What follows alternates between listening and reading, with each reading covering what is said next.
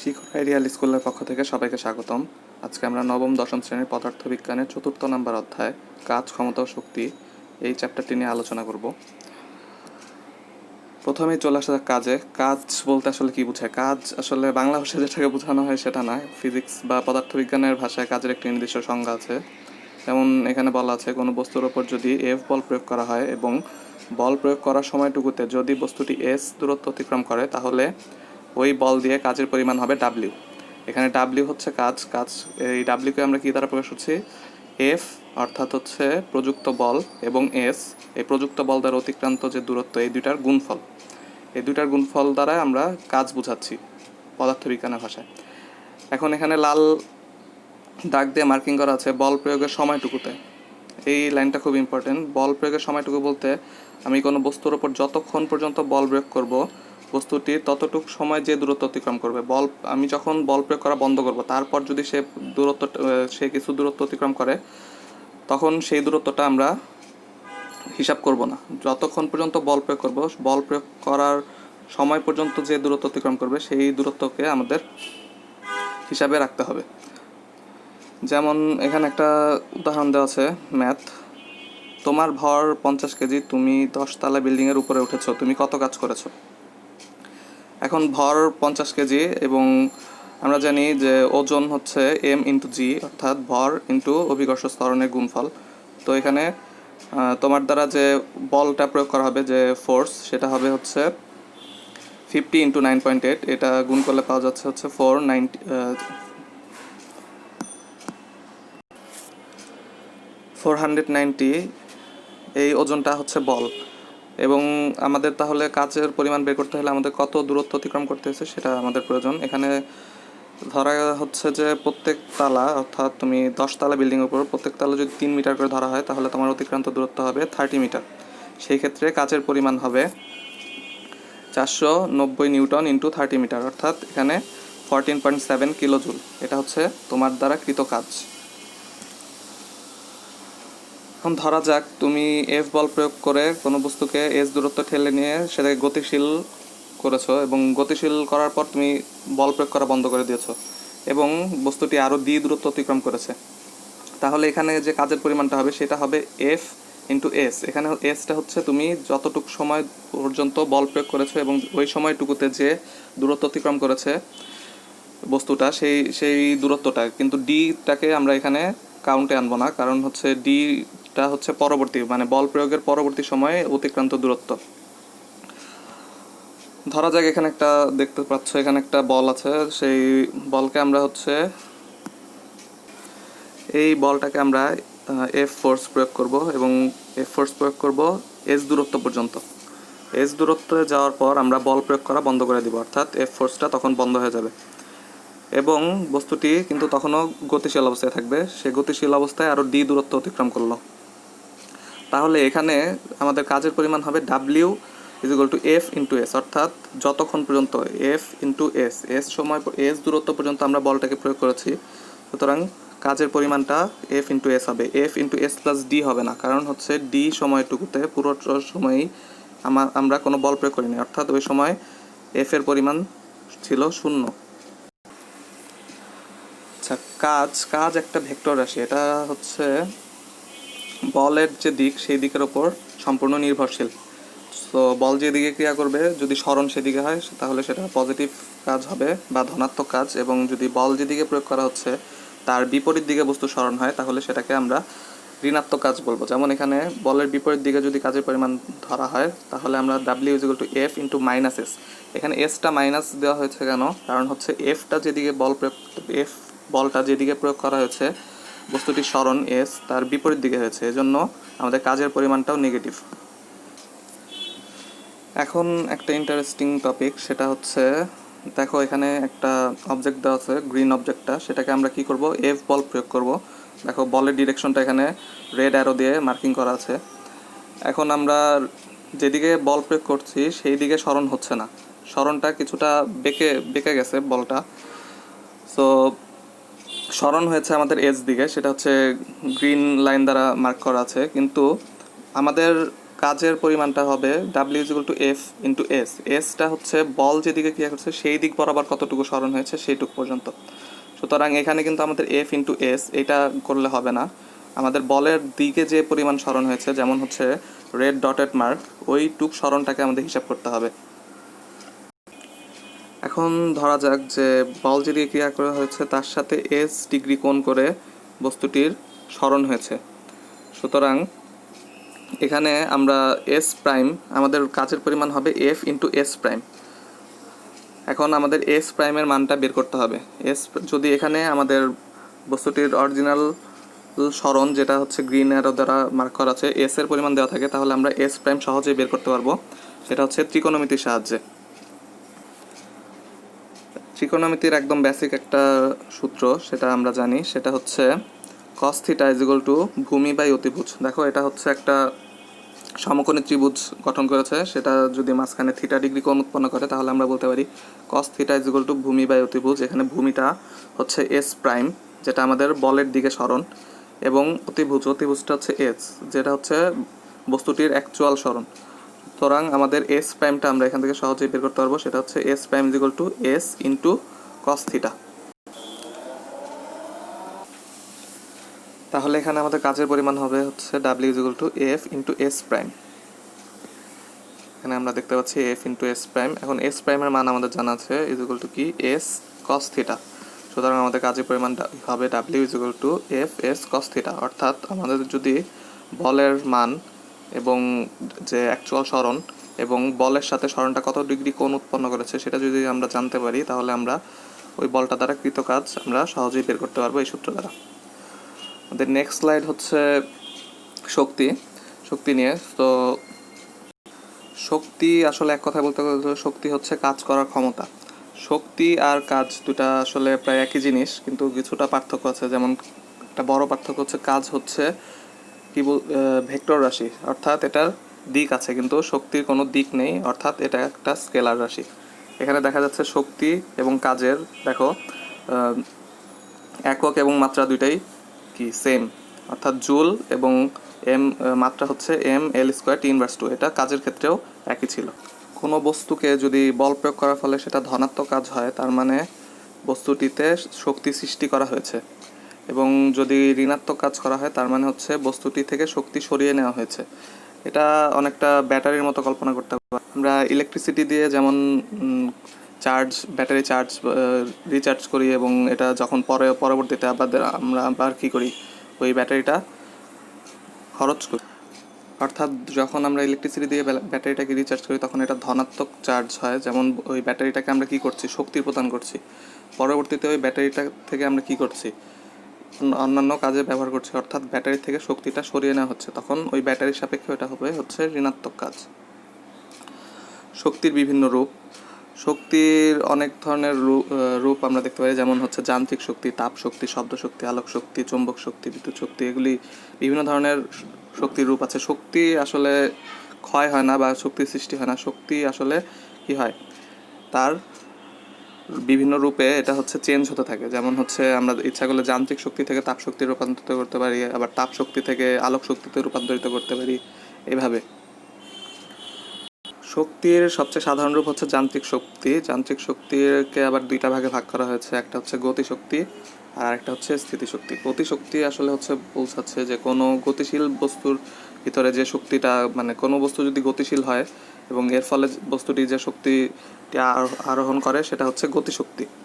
এবং বিভব শক্তি বা স্থিতিশক্তি, পটেনশিয়াল এনার্জি, সেটা হচ্ছে বস্তুর অবস্থান পরিবর্তনের ফলে বস্তুটির ভিতরে যে শক্তির সঞ্চার হয় সেটাকে বলতেছে হচ্ছে বিভব শক্তি। এখানে গতিশক্তি এবং বিভব শক্তি এই দুটোর সূত্র দেওয়া আছে। যেমন হচ্ছে গতিশক্তি সূত্র আমরা যদি দেখতে পারি, এখানে T is equal to half M V square, অর্থাৎ এখানে হচ্ছে এম হচ্ছে বস্তুর ভর এবং ভি হচ্ছে বস্তুর বেগ।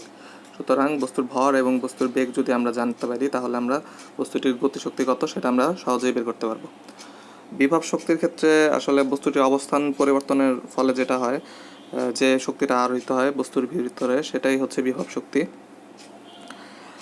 এখন এখানে স্প্রিংয়ের ক্ষেত্রে বিভব শক্তির সূত্রটা একটু আলাদা। স্প্রিংয়ের ক্ষেত্রে আমরা যদি কোনো স্প্রিংকে তার স্বাভাবিক অবস্থান থেকে এক্স দূরত্ব সংকুচিত করি অথবা প্রসারিত করি, যে কোনো একটা করি, তাহলে কি হবে, বস্তুটির ভিতরে স্থিতিশক্তি বা বিভব শক্তি সঞ্চিত হবে, এবং সেই বিভব শক্তির সূত্রটা হবে হচ্ছে V is equal to half K x square. এখানে কে হচ্ছে স্প্রিংয়ের ধ্রুবক, এটা একটা কনস্ট্যান্ট মান, আর এক্স হচ্ছে কতটুকু সংকুচিত বা প্রসারিত হয়েছে। এছাড়া যে কমন সূত্রটা আছে সেটা হচ্ছে W is equal to M G H. M হচ্ছে বস্তুর ভর, এইচ হচ্ছে ভূমি থেকে কত উচ্চতায় উঠানো হলো, এবং জি হচ্ছে অভিকর্ষ ত্বরণ। অর্থাৎ বস্তুটিকে যদি আমি ভূমির থেকে এইচ উচ্চতায় উঠাই তাহলে সেটা যে বিভব শক্তি সঞ্চিত হবে সেটা হচ্ছে এম জি এইচ। এখন আমরা কতগুলি ম্যাথমেটিক্যাল প্রবলেম সলভ করব, সেটা বইয়েরই প্রবলেম। সেখানে প্রশ্নে বলা আছে 10 কেজি ভরের একটি স্থির বস্তুর ওপর 10 সেকেন্ড ব্যাপী 10 নিউটন বল প্রয়োগ করা হলো।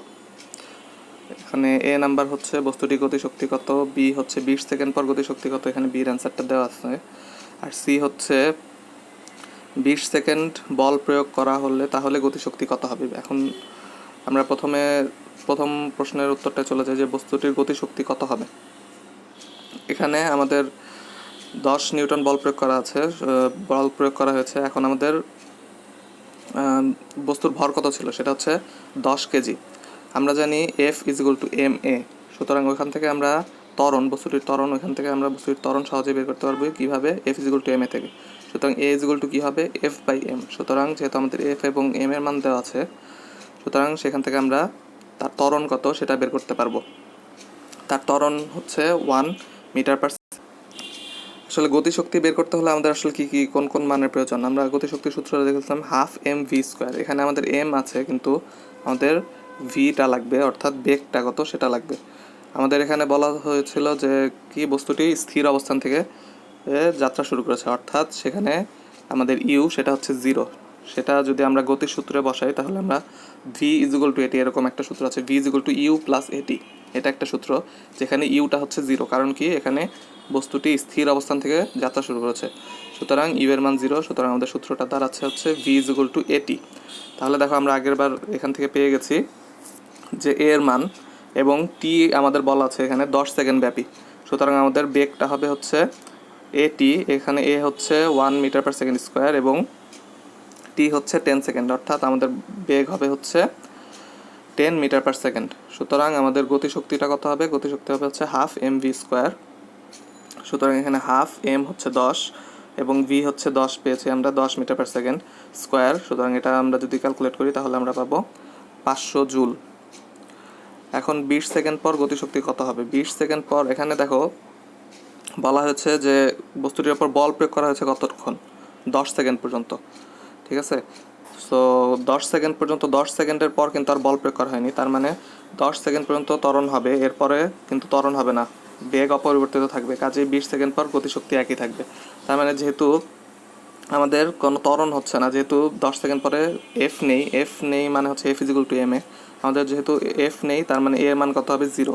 এর মান 0 হলে আমাদের কত হবে, আমাদের বেগটা কিন্তু অপরিবর্তিত থাকবে, আগে যে বেগটা ছিল 10 সেকেন্ড পর ওই বেগটাই থাকবে, তার মানে গতিশক্তির কোনো পরিবর্তন হবে না, অর্থাৎ 20 সেকেন্ড পরও আমাদের গতিশক্তি কত হবে 500 জুল। যদি পুরো 20 সেকেন্ড বল প্রয়োগ করা হয় তাহলে গতিশক্তি কত হবে। হ্যাঁ, এবার হচ্ছে আমাদের কি করা হয়েছে, 20 সেকেন্ড পর্যন্ত বল প্রয়োগ করা হচ্ছে, তার মানে হচ্ছে আমাদের কিন্তু এখন বেগটা 20 সেকেন্ড পর্যন্ত চেঞ্জ হবে। তাহলে আমাদের 20 সেকেন্ড পর বেগ কত হবে, 20 সেকেন্ড পর বেগ হবে হচ্ছে এ ইন্টু টি, ভিজুয়াল টি ইন্টু টি। এ আমরা পেয়েছিলাম আগেরটাই, যেহেতু এফ আর এম এর মান চেঞ্জ হয়নি তাহলে আমাদের এর মান চেঞ্জ হবে না, তাহলে এ হচ্ছে 1 মিটার পার সেকেন্ড স্কোয়ার, এটাই আছে, কিন্তু আমাদের কি হয়ে গেছে, আমাদের টাইমটা টিটা সেটা চেঞ্জ হয়ে গেছে, সেটা হচ্ছে 20 সেকেন্ড হয়েছে। তাহলে আমাদের শেষ বেগ কত হবে, সেটা হচ্ছে 20 মিটার পার সেকেন্ড। অর্থাৎ এখন আমাদের কি হবে, এখন আমাদের গতিশক্তিটাও চেঞ্জ হবে, সেটা হচ্ছে half M B square. Half, এখানে এম হচ্ছে 10 কেজি, আর হচ্ছে আমাদের বেগ কত পেয়েছি 20, সুতরাং 20 স্কোয়ার। সুতরাং এটা ক্যালকুলেট করলে দেখা যাচ্ছে আমাদের কত আসছে 2000 জুল বা 2 কিলো জুল। ওকে, এটাই আমাদের অ্যান্সার। নেক্সটে আমরা আরেকটা ম্যাথে চলে যাচ্ছি, সেটা হচ্ছে 10 কেজি ভরের বস্তুকে বল প্রয়োগ করে গতিশীল করায় তার গতিশক্তি 80 জুল হয়েছে, বস্তুটির বেগ কত। তাহলে আমাদের প্রশ্নে কি কি দেওয়া আছে? প্রশ্নে দেওয়া হচ্ছে 10 কেজি ভরের একটি বস্তু, অর্থাৎ আমাদের বস্তুর ভর m দেওয়া আছে এবং হচ্ছে গতিশক্তি দেওয়া আছে। আমরা জানি গতিশক্তি is equal to half M V square. তাহলে আমাদের বের করতে হচ্ছে বেগ, সুতরাং আমাদের ভি এর মান বের করতে হবে। সুতরাং half M V square is equal to কত হবে? 80 joule. Half M V square সমান 80 জুল। এখানে আমরা হাফ তো কনস্ট্যান্ট আর এম এর মান হচ্ছে 10। এটাকে যদি আমি ওই পাশে নিয়ে যাই তাহলে যদি ক্যালকুলেট করি তাহলে আমরা দেখতে পাচ্ছি সেটা হচ্ছে V square is equal two 2 into 80/m, সেটা হচ্ছে কত হবে? 16 হবে। তাহলে 16কে যদি আমরা রুট ওভার করি তাহলে আমাদের ভি এর মান কত পাবো? সেটা হচ্ছে আমরা 4 মিটার, এখানে 4 মিটার পার সেকেন্ড, এটাই আমাদের অ্যান্সার। আচ্ছা, আমরা আমাদের নেক্সট ম্যাথে চলে যাচ্ছি। আচ্ছা, এখানে হচ্ছে একটা কথা, সেটা হচ্ছে স্প্রিংয়ের, আমরা যদি স্প্রিংকে সংকুচিত বা প্রসারিত করি, অর্থাৎ আমরা সেখানে কি করছি, স্প্রিংয়ের উপর আমরা বল প্রয়োগ করছি, সেখানে হচ্ছে আমাদের কাজটা কি হবে? সেটা আমাদের কাছে কিন্তু ধনাত্মক হবে। কারণ কি, আমরা সেটাকে কি করছি? শক্তি প্রদান করছি। যেমন স্প্রিংটাকে যদি আমি সংকুচিত বা প্রসারিত করি, সেটা কিন্তু আবার কি করবে? ওই শক্তিটা ফিরিয়ে দিয়ে আগের অবস্থায় ফিরে যাবে। কিন্তু স্প্রিংটা যখন নিজে সংকুচিত হচ্ছে, সেটা কিন্তু সে কি করছে? যে নিজের যে যে বৈশিষ্ট্য বা নিজের যে স্প্রিংয়ের যে ধর্ম, সেটার বিপরীতে কাজ করছে। অর্থাৎ স্প্রিংয়ের ক্ষেত্রে ওই কাজটা হবে হচ্ছে ঋণাত্মক কাজ। অর্থাৎ স্প্রিংয়ের ওপর যখন আমরা বল প্রয়োগ করব তখন হচ্ছে আমাদের ক্ষেত্রে সেটা ধনাত্মক কাজ হবে, কিন্তু স্প্রিংয়ের ক্ষেত্রে সেটা কি হবে? সেটা ঋণাত্মক কাজ হবে। আচ্ছা, এখানে প্রশ্নটা বলা হচ্ছে 10 কেজি ভরের একটি বস্তু 10 মিটার পার সেকেন্ড বেগে একটি স্প্রিংয়ের ওপর পড়লো। স্প্রিং ধ্রুবক দেওয়া আছে কে এর মান দেওয়া আছে কত? 1 lakh joule per meter square. স্প্রিংটি কতটুকু সংকুচিত হবে? আচ্ছা, এখানে আগে একটু কথা বলি, সেটা হচ্ছে কোনো বস্তু যেহেতু যদি বেগ থাকে, কোনো বস্তু যদি বেগ থাকে তাহলে তার কি অবশ্যই সেটা কি থাকবে? গতিশক্তি থাকবে। ঠিক আছে, যেহেতু এই বস্তুর একটা বেগ আছে, তার মানে কি 10 কেজি ভরের একটি বস্তু 10 মিটার পার সেকেন্ড বেগে একটি স্প্রিং এর উপর পড়লো। এখন তুমি কল্পনা করো স্প্রিং এর উপর যখন পড়বে তখন স্প্রিংটা কি হবে? সংকুচিত হবে না? হ্যাঁ, তার মানে কি হবে? এই বস্তুটির যে গতিশক্তি ছিল সেটা কি হবে? স্প্রিং এর বিভব শক্তিতে রূপান্তরিত হবে। তাহলে আগে আমাদের বের করতে হবে যে বস্তুটির গতিশক্তি কত ছিল, কারণ ওই পরিমাণ গতিশক্তিটাই সেম পরিমাণ বিভব শক্তিতে রূপান্তরিত হবে। এখানে আমরা ধরছি যে শক্তির কোনো ক্ষয় বা কোনো রকমের লস হচ্ছে না, তার মানে কি পুরো গতিশক্তিটাই কি হবে? বিভব শক্তিতে রূপান্তরিত হবে। তাহলে আমাদের হচ্ছে গতিশক্তি কত হবে? আমরা গতিশক্তি সূত্র থেকে জানি গতিশক্তি equal to half M V square. সুতরাং half into 10 KG into V square, এখানে কত ভি কত বস্তুর বেগ দেওয়া ছিল? 10 মিটার পার সেকেন্ড, অর্থাৎ 10 স্কোয়ার। এটা ক্যালকুলেট করলে আমরা পাচ্ছি হচ্ছে 500 জুল। অর্থাৎ 500 জুল কী করা হয়েছে? স্প্রিংটার ওপর প্রয়োগ করা হয়েছে। 500 জুল শক্তি স্প্রিংটার ওপর প্রয়োগ করা হয়েছে, ফলে স্প্রিংটা সংকুচিত হয়েছে। এখন আমরা স্প্রিংয়ের বিভব শক্তির সূত্রটা আমরা আগে দেখেছিলাম, সেটা হচ্ছে কি ছিল? V is equal to half K x square. ঠিক আছে, তার মানে half K x square is equal two, এখানে কী হবে? গতিশক্তিটা সেটা হচ্ছে 500 জুল। তার মানে half K x square is equal two 500 joule. সেখান থেকে এখন দেখো আমাদের হচ্ছে হাফ তো কনস্ট্যান্ট, আর কে এর মান এখানে দেওয়া আছে, আর এক্সটা হচ্ছে কতটুকু সংকুচিত হয়েছে। আমাদের প্রশ্ন কি চেয়েছে? কতটুকু সংকুচিত হয়েছে, অর্থাৎ আমাদের এক্স এর মানটা বের করতে হবে। এক্স এর মানটা চেয়েছে, সুতরাং এখান থেকে যদি আমরা ক্যালকুলেট করি তাহলে আমরা এক্স এর মানটা পেয়ে যাব। সেটা হচ্ছে কত? 0.1 মিটার। এটাই আমাদের অ্যান্সার। এখন আমরা আমাদের নেক্সট ম্যাথে চলে যাচ্ছি, সেটা হচ্ছে 10 কেজি ভরের কোনো বস্তুকে 100 মিটার পার সেকেন্ড বেগে উপরের দিকে ছুঁড়ে দিলে সেটা কত উপরে উঠবে? ঠিক আছে, তো আমাদের হচ্ছে বস্তুর ভর দেওয়া আছে, সেটা কত? তো হচ্ছে বস্তুর ভর দেওয়া হচ্ছে 10 কেজি এবং বস্তুর বেগ দেওয়া আছে সেটা হচ্ছে 100 মিটার পার সেকেন্ড। সুতরাং বস্তুর একটি গতিশক্তি থাকবে। আচ্ছা, যখন হচ্ছে বলটা ছুঁড়ে দিব সেটা হচ্ছে তখন কি থাকবে? পুরোটাই হচ্ছে গতিশক্তি থাকবে। আমরা গতিশক্তি সূত্র থেকে জানি গতিশক্তি is equal to half M V square. সুতরাং আমরা এখান থেকে গতিশক্তি কত হতে পারে সেটা আমরা সহজেই বের করতে পারবো। সেটা হচ্ছে half M V square, half এখানে হচ্ছে এম এর মান 10 এবং ভি এর মান হচ্ছে 100, সুতরাং আমরা 50,000 জুল এটা আমরা গতিশক্তি পেয়েছি। এখন তোমরা লক্ষ্য করবে যে কোনো বস্তুকে যদি উপরের দিকে ছুটে দেওয়া হয় তাহলে একটা সময় কি হয়? বস্তুটি সর্বোচ্চ উচ্চতায় ওঠে, এবং সর্বোচ্চ উচ্চতায় যখন ওঠে তখন কিন্তু সেটা কি হয়? সেটা তার কোনো গতিশক্তি তখন কিন্তু থাকে না, তখন তাকে স্থির হিসেবে ধরা হয়। বলতে তখন স্থির থাকে আর কি, যে সম্পূর্ণ গতিশক্তিটাই কি হয়? বিভব শক্তিতে রূপান্তরিত হয়। তার মানে হচ্ছে ওই সময় কোনো বেগ থাকবে না বস্তুটির, তার মানে হচ্ছে ওই সময় তার গতিশক্তি হবে 0, কিন্তু যে বিভব শক্তিটা সেটাই হচ্ছে এখানে যে বিভব শক্তিটা ভূমির থেকে যে বিভব শক্তিটা গতিশক্তিটা ছিল, যেমন হচ্ছে 50,000 জুল, সেটাই কিন্তু কখনো থাকবে, কারণ হচ্ছে এই শক্তিটাই কি হয়েছে, এই শক্তিটাই কিন্তু বিভব শক্তিতে রূপান্তরিত হয়েছে।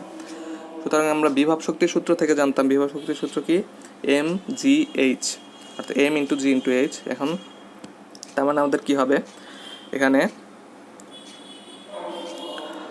বস্তুটি যখন এই সূত্রতে তখন পৌঁছাবে তখন গতিশক্তিটি বিভব শক্তিতে রূপান্তরিত হলে তাহলে হচ্ছে M G H equal to 50,000 joule. এখন আমাদের এম এর মান দেওয়া আছে, দেখো এম এর মান হচ্ছে 10 কেজি, আর জি এর মান তো আমরা সবাই জানি 9.8 মিটার পার সেকেন্ড স্কোয়ার। তাহলে সেখান থেকে আমরা সহজেই কি এইচ এর মান বের করতে পারবো। তাহলে এইচ ইকুয়াল টু কী হবে, 50,000 বাই এম জি, আর এখানে হচ্ছে 50,000 বাই হচ্ছে 10 ইন্টু 9.8 মিটার। সুতরাং এখান থেকে ক্যালকুলেট করলে আমরা পাচ্ছি হচ্ছে 510 মিটার। তাহলে এটাই আমাদের অ্যান্সার।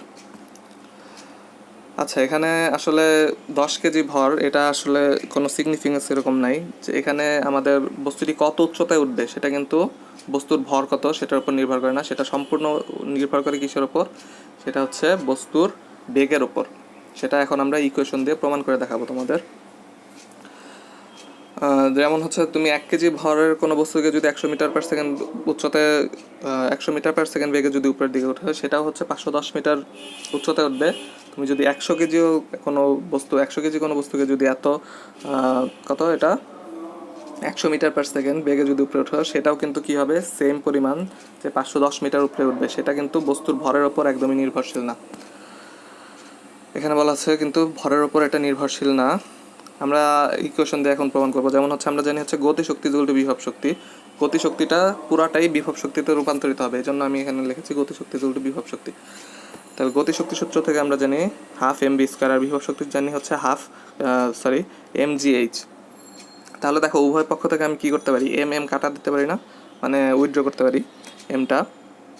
তাহলে আমাদের কী থাকে, half V square equal to G into H. সুতরাং আমরা এখান থেকে এইচ এর মান বের করতে পারি। এইচ সমান তাহলে কি হবে, এইচ সমান হচ্ছে ভি স্কোয়ার বাই 2g। তার মানে দেখো এখানে এইচটা এম এর ওপর কিন্তু নির্ভরশীল না, এখানে এম এর কিন্তু কোনো টার্ম নেই। তার মানে কি আমাদের সম্পূর্ণ এইচটা সম্পূর্ণ কিসের ওপর নির্ভরশীল, ভি এর ওপর নির্ভরশীল, কেননা 2 হচ্ছে কনস্ট্যান্ট এবং জিও কি কনস্ট্যান্ট, জি এর মান চেঞ্জ হয় না, চেঞ্জ হয় কি ভি এর মান। অর্থাৎ তুমি যত বেগে দিবে ঠিক তত উচ্চতায় সেটা হচ্ছে উঠবে, এবং সেটা ভরের ওপর। তুমি যদি এই 100 কেজি ভরের কোনো বস্তুকে যদি সেম বেগে দাও তাহলে সেম উচ্চতায় উঠবে, যেটা তুমি 1 কেজি কোনো ভরের কোনো বস্তুর উপর প্রয়োগ করো। এখানে দেখা যাচ্ছে এখানে এইচ এম এর ওপর নির্ভরশীল নয়। আমরা নেক্সট স্লাইডে চলে যাচ্ছি।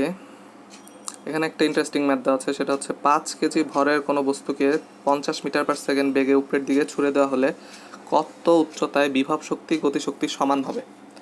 অর্থাৎ আমাদের এমন একটা উচ্চতা ধরতে হবে যেটা হচ্ছে কি বিভব শক্তিও থাকবে এবং গতিশক্তিও থাকবে, এবং এই দুইটার পরিমাণ কী হবে, সেম হবে।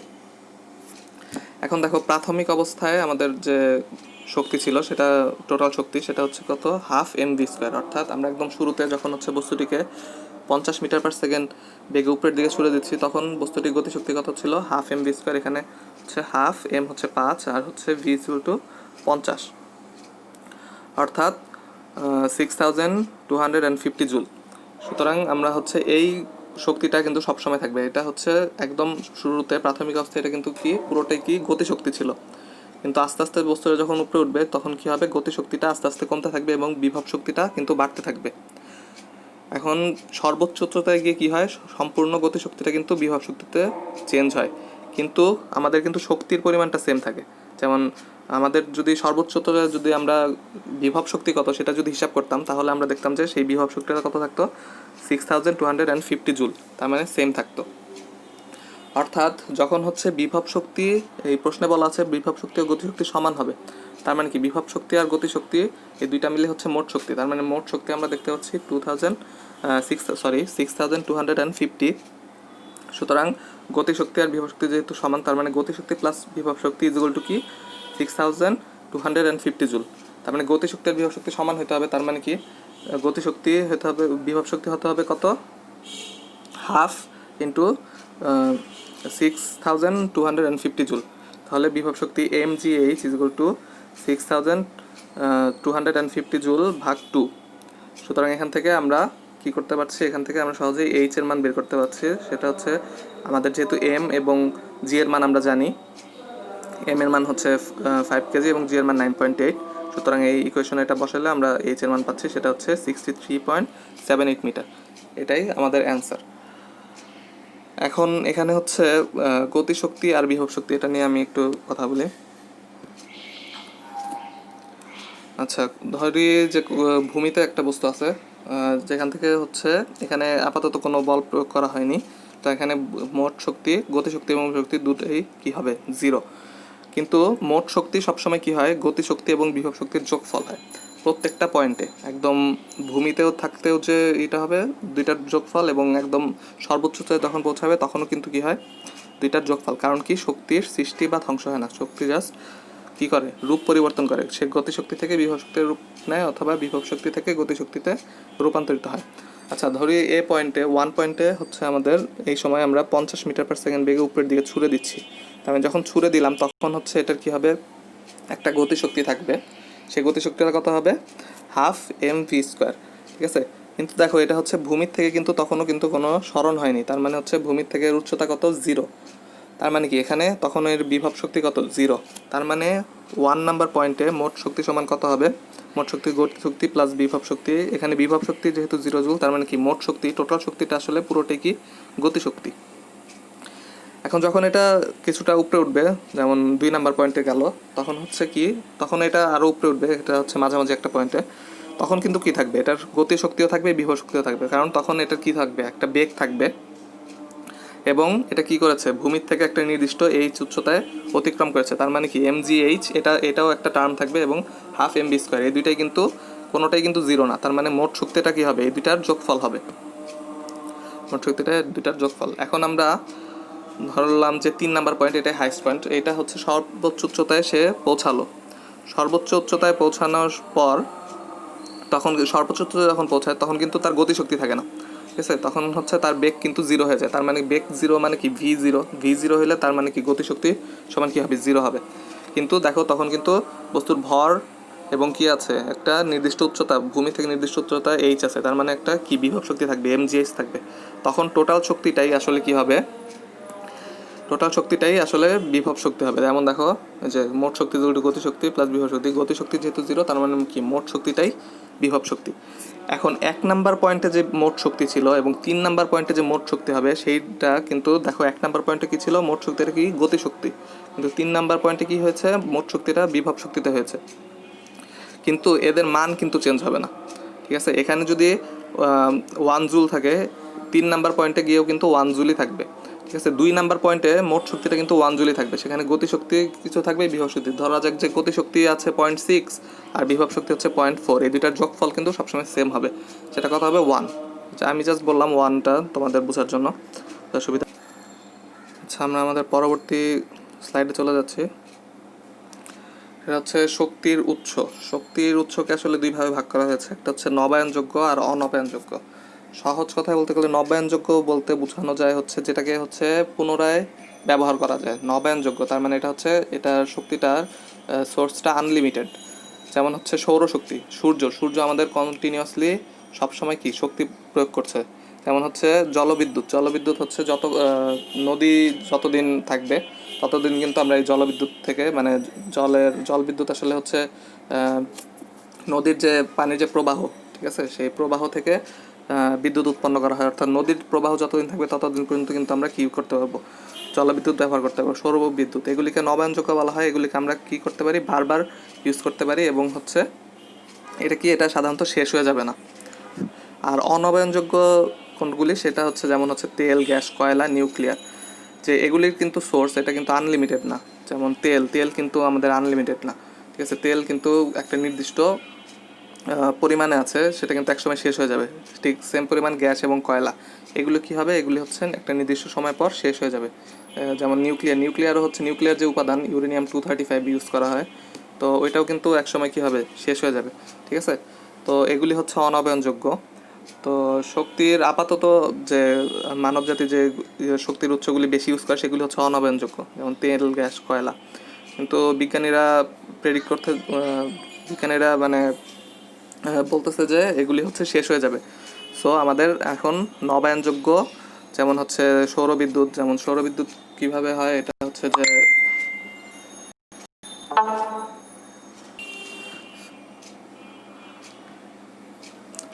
সৌরবিদ্যুৎ হচ্ছে যেমন ওই যে সোলার প্যানেল, এটা দিয়ে হচ্ছে সৌরবিদ্যুৎ হয়। উইন্ড মিল হচ্ছে যে বায়ুশক্তি আমরা উইন্ড মিল দিয়ে করতে পারি। তো নবায়নযোগ্য যে শক্তির উৎস সেগুলির দিকে আপাতত বেশি জোর দেওয়া হচ্ছে, কারণ হচ্ছে বিজ্ঞানীরা করতেছে যে কিছুদিনের মধ্যেই আমাদের তেল, গ্যাস, কয়লা এগুলি কি সংকট পড়ে যাবে। নেক্সট স্লাইড হচ্ছে শক্তির রূপান্তর এবং পরিবেশের উপর প্রভাব। এখন এই জিনিসটা অনেক ইম্পর্ট্যান্ট। শক্তির রূপান্তর যেমন হচ্ছে আমরা করি, শক্তির রূপান্তর যেমন হচ্ছে তেল, গ্যাস, কয়লা এগুলি যখন আমরা পুরাই তখন কি হয়, শক্তিটা রাসায়নিক শক্তি থেকে আমাদের কি তাপ শক্তিতে পরিণত হচ্ছে। ঠিক আছে, ওই তাপ শক্তি থেকে আমরা কি করি অন্যান্য শক্তিতে, যেমন ইলেকট্রিসিটি, বিদ্যুৎ শক্তি বা অন্যান্য শক্তিতে, যান্ত্রিক শক্তিতে আমরা রূপান্তর করি। কিন্তু এই যে শক্তির যে রূপান্তর হচ্ছে, যেমন হচ্ছে রাসায়নিক শক্তি থেকে যে তাপ শক্তিতে রূপান্তর হয়, ওই সময় কি হয়, বিপুল পরিমাণে কি কার্বন ডাইঅক্সাইড গ্যাস আমাদের কি হয় পরিবেশে নিঃসৃত হয়। এই কার্বন ডাইঅক্সাইড গ্যাস হচ্ছে গ্রিন হাউস ইফেক্ট বা বৈশ্বিক উষ্ণায়ন যেটা বলে, যে ওইটার হচ্ছে মেইন কারণ। ঠিক আছে, তো এটা আমাদের পরিবেশকে কি করতেছে, আস্তে আস্তে মানে উষ্ণ করতেছে। যেমন পৃথিবীর তাপমাত্রা আস্তে আস্তে চেঞ্জ হয়ে যাচ্ছে। যে এক সময় ধরো আরও ঠান্ডা থাকতো, যে পৃথিবীর গড় একটা তাপমাত্রা থাকে, সেটা আস্তে আস্তে বৃদ্ধি পাচ্ছে। তো এটা বৃদ্ধি পেলে আসলে অনেক ধরনের অসুবিধা, যেমন হচ্ছে পৃথিবীর তাপমাত্রা বাড়ছে, এবং এর ফলে হচ্ছে যে আমাদের যে অ্যান্টার্কটিকা মহাদেশ বা ওইদিকে নর্থ পোল যেটা আছে, সেদিকে কি বিপুল পরিমাণে বরফ কিন্তু জমা আছে। কিন্তু যখন এটা হচ্ছে তাপমাত্রাটা বাড়বে, তখন এই যে এটার সাথে কি করবে, যে বরফগুলি গলতে শুরু করলে কিন্তু কি পানির উচ্চতা, যে পানির যে লেভেল, যে সি লেভেল, যে সমুদ্রের যে পৃষ্ঠ উচ্চতা, সেটা কিন্তু আস্তে আস্তে বাড়বে। সেটা বাড়লে কিন্তু কি হবে, অনেক দেশ বা অনেক দেশের অংশ, একটা নির্দিষ্ট অংশ কিন্তু পানির নিচে তলিয়ে যাবে। ঠিক আছে, আর হচ্ছে যেমন হচ্ছে আরেকটা হচ্ছে, সেটা হচ্ছে নিউক্লিয়ারটা হচ্ছে